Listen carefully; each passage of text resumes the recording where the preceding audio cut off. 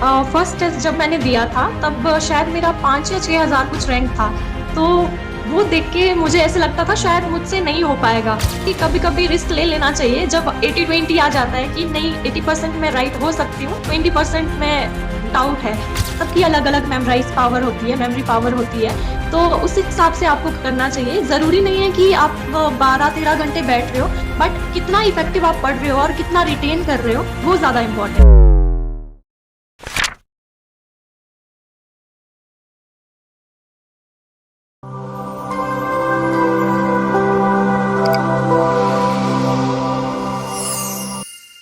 नमस्कार, एक बार फिर से आप सभी साथियों का हार्दिक स्वागत है टीएनसी की इस ऑनलाइन प्लेटफॉर्म में। Myself Bhojraj Balaya, assistant nursing superintendent AIIMS Patna. एक बार फिर से आप सभी साथियों का हार्दिक स्वागत और अभिनंदन करता हूं। जैसा कि आप सभी को पता कि इंटरव्यू का लगातार सेशन चल रहा है और आज हमारे साथ एक और शानदार टॉप रैंकर जिन्होंने लिए बहुत ही जबरदस्त सफलता, और ये सफलता एक बहुत ही बड़ा नंबर है जिसका नाम है ऑल इंडिया रैंक 20। और सबसे पहले तो बहुत बहुत बधाई और शुभकामनाएं Parul Thakur ji. Thank you so much sir. कैसा लग रहा है? एक बहुत ही बड़ा achievement, all India rank 20 NORCET 5.0 mains के अंदर। तो बहुत बहुत बहुत अच्छा लग रहा है, और ये सारी आप लोगों की मेहनत है।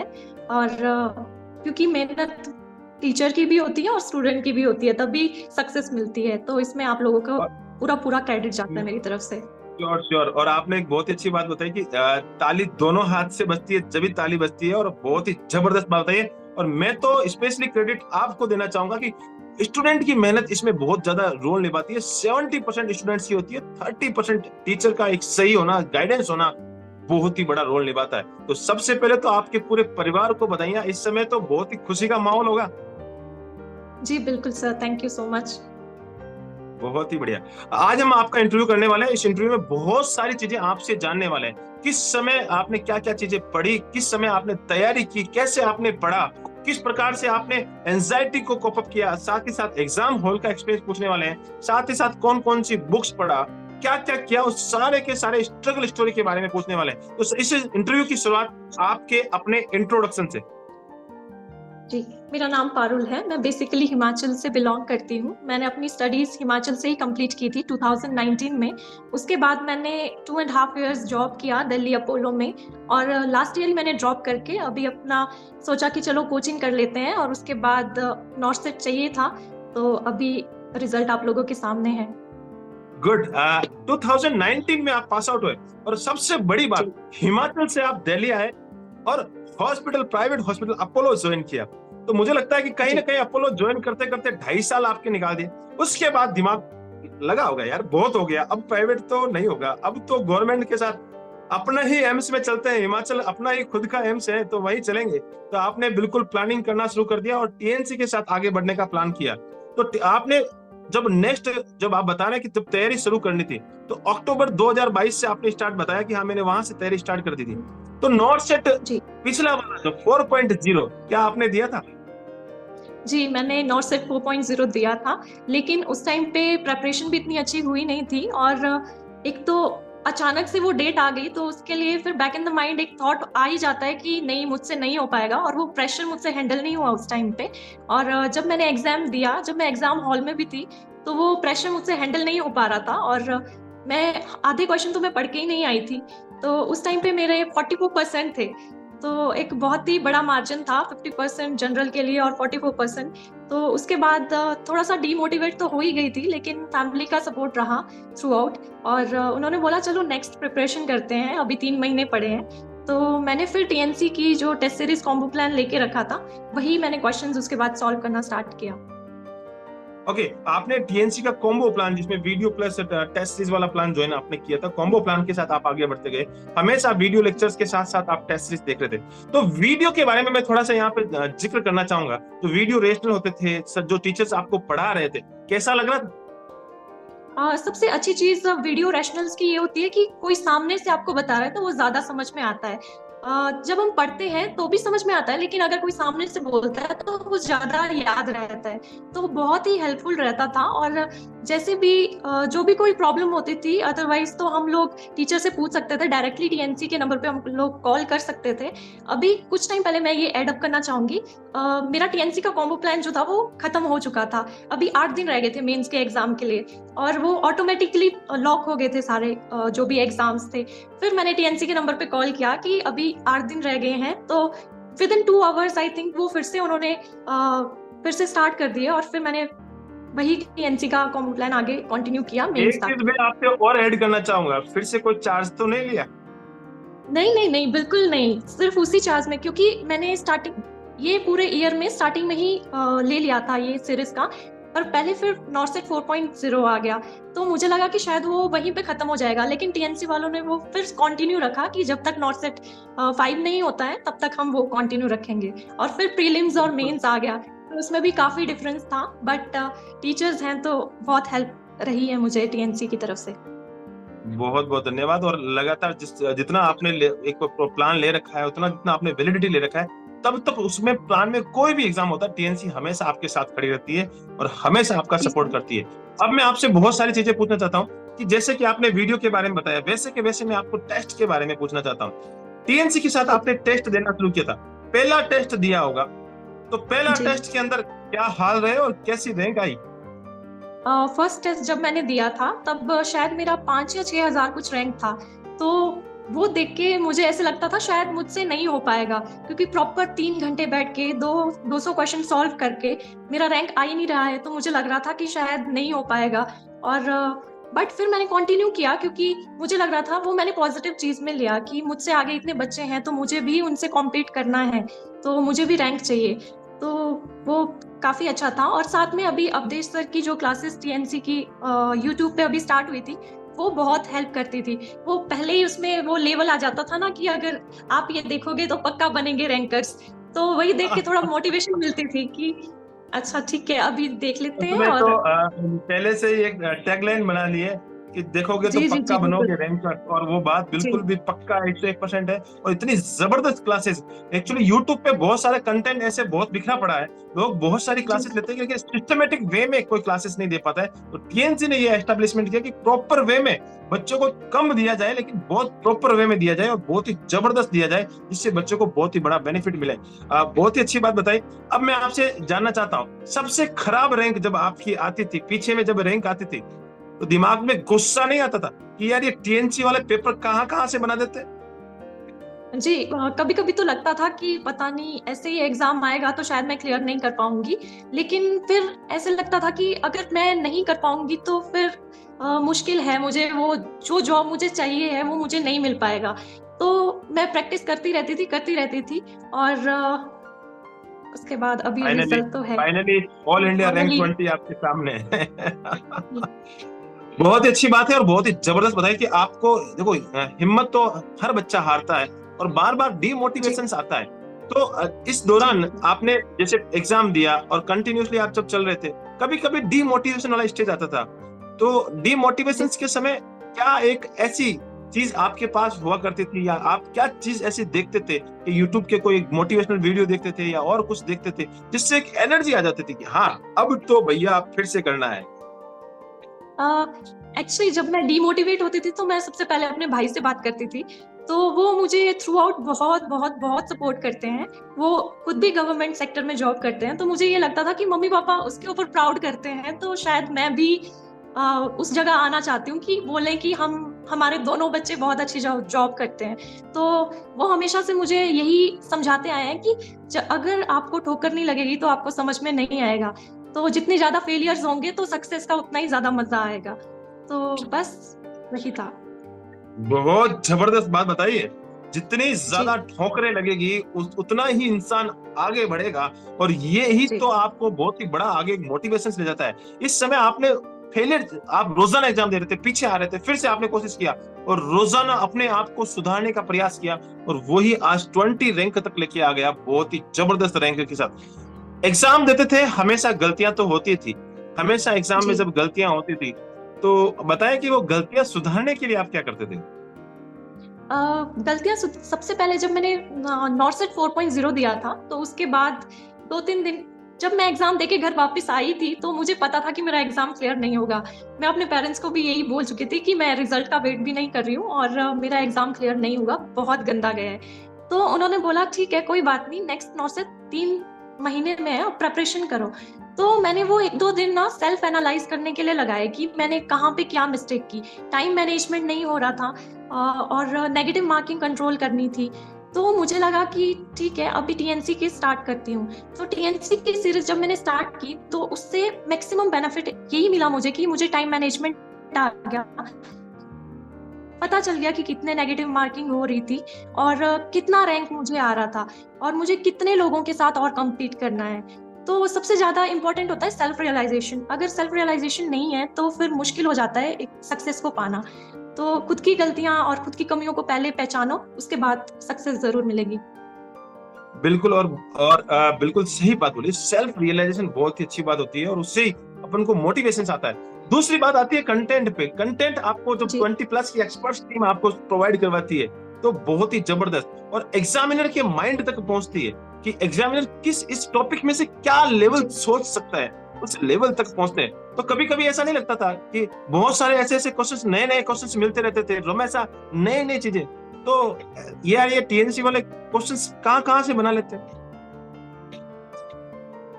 जी बिल्कुल ऐसे लगता था, क्योंकि मेरे लिए सबसे ज्यादा डिफिकल्ट ये हो गया क्योंकि मैं पहले क्लिनिकल करके आई थी। तो जो हॉस्पिटल सेटिंग में होता है और थ्योरी काफी डिफरेंट होता है, तो हमें थ्योरी पे ज्यादा फोकस करना पड़ता था। तो मेरी मिस्टेक यही होती थी कि मैं जो हॉस्पिटल में करते थे, जो हम प्रैक्टिस करते हैं, मैं वही करती रहती थी और उससे मेरे ज्यादा नेगेटिव हो जाते थे। मुझे लगता था कि मैं ठीक कर रही हूँ और आगे जाके वो नेगेटिव मार्किंग होती रहती थी।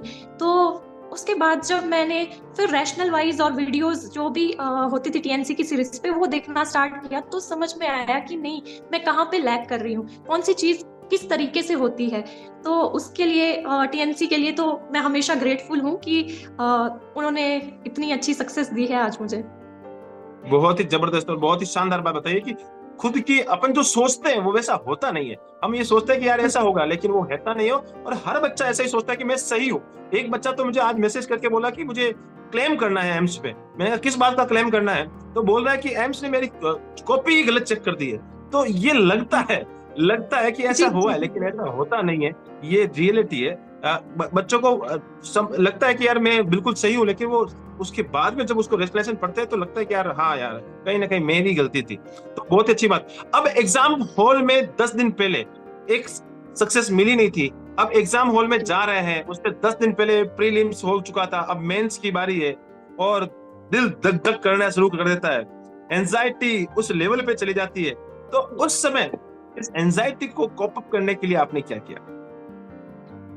जब मैंने इस बार मैंने सोच लिया था, क्योंकि मैं हमेशा पहले ही एंटर कर जाती थी एग्जाम में, तो मुझे ये लगता था कि अंदर जाके ना बहुत ज्यादा प्रेशर हो जाता है। बहुत सारे बच्चों को देख के ऐसे लगता है कि शायद इतना कंपटीशन है, शायद जितना मुझे आता है वो इनफ नहीं है। तो इस बार मैंने सोचा था कि चलो थोड़ा लेट एंट्री करते हैं, और मैंने हाफ एन आवर पहले एंट्री किया था। बट वो हाफ एन आवर भी बहुत बहुत लंबा लग रहा था मुझे टाइम। और उसमें जो प्रेशर आ रहा था, वो माइंड में सेम वही थॉट आ रहे थे कि शायद अभी नहीं हुआ तो फिर नेक्स्ट अप्रैल में एग्जाम है, नेक्स्ट तक मैं वेट नहीं कर पाऊंगी शायद। मतलब एक सेल्फ डाउट आ ही जाता है। तो जब मैं लास्ट में 2 मिनट्स रह गए थे, मैंने बस रिलैक्स किया, आंखें बंद करके डीप ब्रीथ किया और सोचा ठीक है अभी करते हैं। और जैसे ही मैंने पेपर स्टार्ट किया, फर्स्ट क्वेश्चन ही बहुत इजी क्वेश्चन जो मैंने पहले पढ़ रखा था टीएनसी में, और मैं करती गई 30-40 क्वेश्चंस हो गए और मुझे ये लग रहा था कि मैं टीएनसी की सीरीज दे रही हूँ। मुझे बिल्कुल ऐसे लग ही नहीं रहा था कि मैं नॉर्थ सेट का पेपर दे रही हूँ। और वही क्वेश्चन थोड़े दिन पहले पढ़े हैं और सेम क्वेश्चंस वहां पे आ रहे हैं। मैं वेट कर रही थी कि कहाँ वो लेंदी से क्वेश्चन आएंगे और फिर से मेरा टाइम जाएगा, तो इसलिए टाइम मैनेजमेंट स्टार्टिंग से ही करके जा रही थी। लेकिन वो क्वेश्चन सारे ही, मुझे लग रहा था कि टीएनसी से जो मैं पढ़ के गई थी वो सारे क्वेश्चन आए थे। आप इंतजार कर रही थी कि ये क्वेश्चंस बड़ा, जो ये टीएनसी से जो हमने पढ़े हैं वो तो चलो कंटिन्यूसली चल रहे हैं, लगातार same to same language, same to same option के साथ आपके सामने आ रहे थे, 6 लगता जा रहा था। और आप इंतजार कर रही थी कि यार कुछ तो एम्स करामात करे। और लास्ट क्वेश्चन 100 तक पहुंच गए यार, एम्स ने तो कुछ किया ही नहीं। अरे यार ये तो बड़ा ही मजा आ गया होगा। तो बहुत ही अच्छी जी बात है। आपने कितने क्वेश्चन अटेम्प्ट किए थे? मैंने 91 क्वेश्चन अटेम्प्ट किए थे। मेरी तरफ से मैंने एक्स्ट्रा अटेम्प्ट कर दिए थे। बट मुझे ये लग रहा था कि कभी कभी रिस्क ले लेना चाहिए। जब 80-20 आ जाता है कि नहीं 80% मैं राइट हो सकती हूँ, 20% में डाउट है, तो मुझे लगा कि चलो ठीक है, इस बार रिस्क ले लेते हैं। तो उसमें से मेरे 74 राइट गए थे और 17 रॉन्ग गए थे। तो मुझे लगता है, और पर्सनली मुझे ये भी लगता है कि अगर आपको कॉन्फिडेंस है कि मेरे 75 करेक्ट हैं, तो आप उतने अटेम्प्ट करो। लेकिन अगर आपको थोड़ा सा जैसे 80 या 85 तक अगर आपको लेने हैं, जिसमें से मैक्सिमम 10 या 15 रॉन्ग होते ही होते हैं, तो आपको फिर वो नेगेटिव मार्किंग में भी कंपनसेट करना पड़ता है। और जनरल में अगर आपको तो 50 से ऊपर लेके आने हैं, तो मुझे लग रहा था कि क्वेश्चन अटेम्प्ट करने चाहिए। और फिर तो हूबहू मिलने हैं, तो फिर तो अटेम्प्टिंग बनती है और एक कॉन्फिडेंस आने लगता है कि सेम लैंग्वेज और सेम चीजें जब मिलने लगती है तो आपको लगता है कि यार यार मजा आ रहा है, क्योंकि क्वेश्चंस आपको पता होता है, इतने बड़े बड़े क्वेश्चंस। ऐसा कोई क्वेश्चन था जिसमें आपको याद हो कि पूरा पढ़ा ही नहीं और बस देखते ही लगा अरे ये तो टीएनसी में था? जी बिल्कुल, बहुत सारे ऐसे क्वेश्चंस थे। मुझे लगी नहीं, मैं फर्स्ट लाइन पढ़ रही थी और ऑप्शंस पढ़ रही थी, तो लग रहा था ये तो टीएनसी में पढ़ा है। क्योंकि मैं टीएनसी की सीरीज भी ऐसे करती थी, पहले मैं अटेम्प्ट करती थी, फिर री अटेम्प्ट करती थी उसको कि कहाँ पे क्या गलत हो रहा है, और उसके बाद मैं अगले दिन फिर से री अटेम्प्ट करती थी उसको, क्योंकि एक रिविजन हो जाता है आपका साथ साथ में। तो सबसे ज्यादा इंपॉर्टेंट तो रिवीजन ही होता है मुझे लगता है, क्योंकि जो चीजें हम पढ़ते हैं कई बार वो स्किप भी हो जाती है, माइंड से भूल जाते हैं, तो रिवीजन करना बहुत इंपॉर्टेंट है। बहुत जबरदस्त बात बताई और बहुत ही शानदार आपने एग्जाम हॉल का एक्सपीरियंस बताया। अब एग्जाम हॉल से बाहर आ जाते हैं और एग्जाम हॉल से बाहर आने के बाद टीएनसी की तरफ से आपको कुछ स्क्रीनशॉट आपको शेयर किया जाता है कि भैया ये पेपर तो यहीं से आ गया, तो पेपर नंबर याद है या आपने चेक भी किए थे? पेपर नंबर भी याद था, और मैंने जब टीएनसी की तरफ से वो आ रहे थे, मुझे पता था कि सारा पेपर वहीं से आया है। मुझे लग रहा था बहुत हाई जाएगी इस बार मेरिट, क्योंकि मैक्सिमम बच्चे टीएनसी से ही हैं जो भी पढ़ते हैं। क्योंकि पहले 20,000 होते थे, 25,000 देते थे प्रीलिम्स के बाद, वो 10,000 हो गए स्टूडेंट्स। तो मुझे लगता था कि इस बार काफी ज्यादा हेल्पफुल रहा है सब बच्चों के लिए। और फिर जब आपके स्क्रीनशॉट आते थे तो मुझे लगता था कि नहीं, ये ठीक है ठीक है ठीक है, चलो ये तो देखने की जरूरत नहीं है, ये तो ठीक ही है। वो आपने क्रॉस मैच करना स्टार्ट कर दिया, हाँ यार ये भी ठीक है, ये भी ठीक है, ये भी ठीक है, ये भी ठीक है, और ये सारे ही ठीक है। तब तो आपको एक अलग ही कॉन्फिडेंस आया होगा कि यार रियल में मजा आ गया अब तो।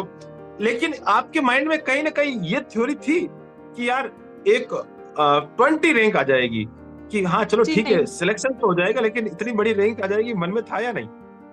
नहीं, ये तो बिल्कुल नहीं था। मुझे ये था कि मेरा अभी सिलेक्शन हो जाएगा। मुझे बेसिकली एम्स बिलासपुर ही चाहिए था, अभी उसमें 12 सीट्स हैं, तो मुझे था कि नहीं, चाहिए तो एम्स बिलासपुर है, बट ये पता नहीं था कि 20 रैंक आ जाएगा। तो जब मैंने रिजल्ट बहुत ही देखा तो जबरदस्त फिर बात है। पहले तो और यकीन ही नहीं जब हुआ कि शायद, पता नहीं।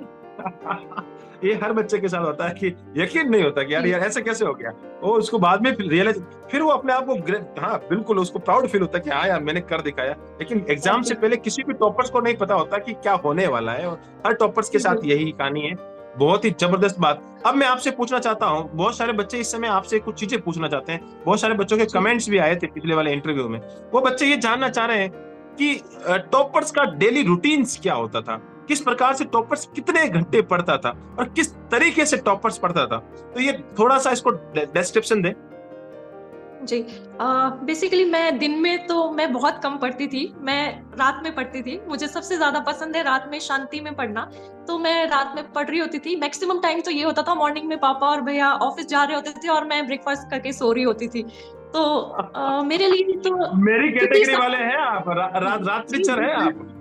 जी, तो मुझे रात में अच्छा लगता है पढ़ना। और सबकी अलग अलग जर्नी होती है। मुझे ये लगता है कि सबका अलग अलग शेड्यूल होता है, और सबकी अलग अलग मेमोराइज पावर होती है, मेमोरी पावर होती है। तो उस हिसाब से आपको करना चाहिए। जरूरी नहीं है कि आप 12-13 घंटे बैठ रहे हो, बट कितना इफेक्टिव आप पढ़ रहे हो और कितना रिटेन कर रहे हो, वो ज्यादा इंपॉर्टेंट है।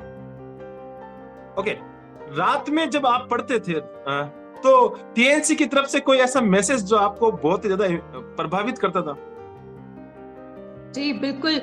एक तो 11 बजे मैसेज आता था, उसके बाद 1 बजे, कभी 3 बजे मैसेजेस आ रहे थे। और एग्जाम देते थे तो फिर रैंक का भी वेट होता था, कितना रैंक आ रहा है, कितने स्टूडेंट्स मुझसे आगे हैं, आज मेरा एग्जाम अच्छा नहीं गया तो मुझे ज्यादा पढ़ना है। और कभी कभी फिर आपकी वीडियोस आ जाती थी, तो ऐसे लगता था कि इनमें इतनी एनर्जी है, जॉब करने के बाद भी बच्चों के लिए इतना कर रहे हैं, तो हम तो खुद के लिए पढ़ रहे हैं, तो हमें ज्यादा पढ़ना चाहिए। तो बहुत ज्यादा मोटिवेशन मिलती थी। बहुत बहुत धन्यवाद। बिल्कुल उस समय बिल्कुल बच्चों के साथ टीएनसी हमेशा बनी रहती है और बहुत ही मेहनत करती है। और हमेशा रात्रिचर में एक मैसेज डालता हूँ कि रात्रिचर अब कौन कौन जाग रहा है, उसमें पता लगता है कि टीम मेरी कितनी बड़ी है। बहुत ही जी, अच्छा जी, मजा जी, आता है बिल्कुल। उसमें। हमें भी इंटरेस्ट आता है कि हाँ यार बच्चे रात्रिचर कौन कौन है और दिन में पढ़ने वाले बच्चे कौन कौन है। तो बहुत ही जबरदस्त आपने डेली रूटीन्स बताया और बहुत ही जबरदस्त रूटीन पढ़ाया। आपने बताया कि अपने ऊपर डिपेंड करता है कि आपकी मेमोरी कितनी जी, रिटेंशन करती है, और उसी में आपका सबसे बड़ा जी, बिल्कुल। होता है। अब लास्ट में मेरा एक सवाल आपसे, कौन कौन सी ऐसी बुक्स थी जो आपको इस जर्नी में टीएनसी के कॉम्बो प्लान के साथ आपको हेल्प कर रही थी? मैंने सबसे स्टार्टिंग में तो PR Yadav target high complete कर लिया था अपना। उसके बाद मैंने मॉसबी, एनक्लेक्स, स्लिप एंड गॉट ये ही बुक्स प्रेफर की थी। और ओके, मॉसबी मतलब तो आपने मैक्सिमम। हमेशा, हाँ हाँ जी। बताइए। मौसबी के क्वेश्चंस तो मैक्सिमम अवधेश सर ही करवा रहे थे, तो ओबीजी तो मैंने पूरा वहीं से पढ़ा था उनका, जो भी वो करवा रहे थे। तो वो काफी हेल्पफुल था। तो इसलिए यही होता था कि आप जो भी टॉपिक पढ़ रहे हो उसके क्वेश्चंस निकालो और फिर नेक्स्ट डे उठ के पहले वही रिवाइज करो, उसके बाद नेक्स्ट पढ़ो। तो मुझे ये लगता है कि रिवीजन सबसे ज्यादा इम्पोर्टेंट है। ओके, अवधेश सर ने तो आपको लगता है कि उस एनक्लेक्स को पूरा हिंदी बना दिया था। जी, जी, जी, बिल्कुल। बिल्कुल ऐसे एक सेंटेंस के अंदर उस क्वेश्चन को ऐसा फिक्स करवा दिया था कि दिमाग के अंदर वो क्वेश्चन दिखते ही वो सेंटेंस याद आ जाए। तो वो बहुत ही जबरदस्त सेंटेंस तरीका है। है, वो उनका तरीका है बच्चों को समझाने का। तो हर टीचर का अलग अलग तरीका होता जी, है और बहुत ही जबरदस्त। लास्ट में मेरा आपसे एक बहुत ही जबरदस्त सवाल, और ये सवाल हजारों फ्यूचर नर्सिंग ऑफिसर्स को आपको राह दिखानी है, और आपको वो फॉलो करेंगे कि यार ये 20 जो रैंक्स है, ये 20 रैंक्स हम भी लेके आए। और ये तो कुछ बच्चे तो ऐसा सोच रहे कि नहीं, ये 20 रैंक से अच्छे रैंक लेके आए। तो ये टॉपर्स के मुंह से सुनना चाहते हैं कि आप हमें एक गाइडेंस दें, एक सजेशंस दें कि हम किस प्रकार से आपसे अच्छी रैंक लेके आए नेक्स्ट एग्जाम के अंदर। मुझे पर्सनली ये लगता है कि अपने ऊपर कॉन्फिडेंस होना चाहिए। कभी भी लो फील करते हैं, ठीक है, ह्यूमन नेचर है कि हम डीमोटिवेट भी होते हैं, लेकिन उसको हम कैसे पॉजिटिव में चेंज करते हैं वही सबसे ज्यादा इंपॉर्टेंट है। तो खुद पे भरोसा रखें और तैयारी कंटिन्यू करें। कुछ लोग सोचते हैं कि हमारा कंप्लीट नहीं हुआ, हमारा अभी एग्जाम क्लियर नहीं हुआ, तो ड्रॉप कर देते हैं या फिर कुछ भी इश्यूज आते हैं। लेकिन अगर हम यही प्रॉब्लम्स को सॉल्व नहीं करेंगे तो शायद सक्सेस नहीं मिलेगी। तो एक पॉजिटिव एनर्जी के साथ हमेशा उठ के अपनी तैयारी स्टार्ट करनी चाहिए। जो एक दिन अगर बुरा जा रहा है तो नेक्स्ट डे तो अच्छा जाएगा ही। तो वही एक पॉजिटिव एनर्जी के साथ अपना स्टडीज कंप्लीट करें। एक जबरदस्त लाइन बोली है आपने, पॉजिटिव एनर्जी, और ये एनर्जी टीएनसी के साथ हमेशा बनी रहती है। और ये बहुत ही जबरदस्त बात बताई जी, कि बिल्कुल। पॉजिटिव एनर्जी के साथ अगर आप चलेंगे तो सक्सेस मिलना तय है ही है। और कंसिस्टेंसी के साथ चलना जरूरी होता है। हिम्मत हर इंसान जी, हारता है। और मेरे पापा ने तो ये हमेशा एक लाइन भी बोली है, मैं वो सब बच्चों के साथ भी शेयर करना चाहता हूँ, और मैं तो हमेशा बताता भी हूँ कि सफलता है ना, जब हिम्मत वहीं पे टूटती है जहां पे सिर्फ 2 कदम और चलना होता है। ये 2 कदम अब बाकी होते हैं, ये हमारा सफलता का पैरामीटर्स है। और इस पैरामीटर से सिर्फ 2 कदम दूरी होती है। और इंसान, भगवान उसको जी, बोलता है बेटा हिम्मत हार। एक बार हिम्मत हारनी पर वो भगवान तुम्हें वहां पे कष्ट देता है कि हिम्मत हारना है, हिम्मत हारना है। ये उससे बढ़ के जब आगे बंदा चलता है कि भैया मैं हिम्मत हारने वालों में से नहीं हूँ, मुझे तो आगे जाना है, जी, तो सक्सेस मिलती ही मिलती है। बहुत ही अच्छा इंटरव्यू रहा, और हमेशा आपने जो बताया कि टीएनसी के कॉम्बो प्लान के साथ चलते रहे, मेहनत करते रहे और जी, आगे बढ़ते बिल्कुल। रहे, तो हमेशा सफलता मिलती ही मिलती है। जी चलो सर। बहुत ही अच्छी बात है। आप हमेशा ऐसे ही अपना नाम, अपने माता पिता का नाम और अपने भैया का नाम, भाभी का नाम, साथ ही साथ जिस धरती से आते हिमाचल मंडी का नाम, और जिस कॉलेज से आप पास आउट हैं उन सारे के सारे गुरुजनों का नाम, और जितने भी गुरु आपके रहे उन सारे के सारे गुरुजनों का नाम, और साथ ही साथ टीएनसी का नाम हमेशा रोशन करते रहे। जय हिंद, जय भारत, वंदे मातरम। Thank you so much. Thank you so much sir.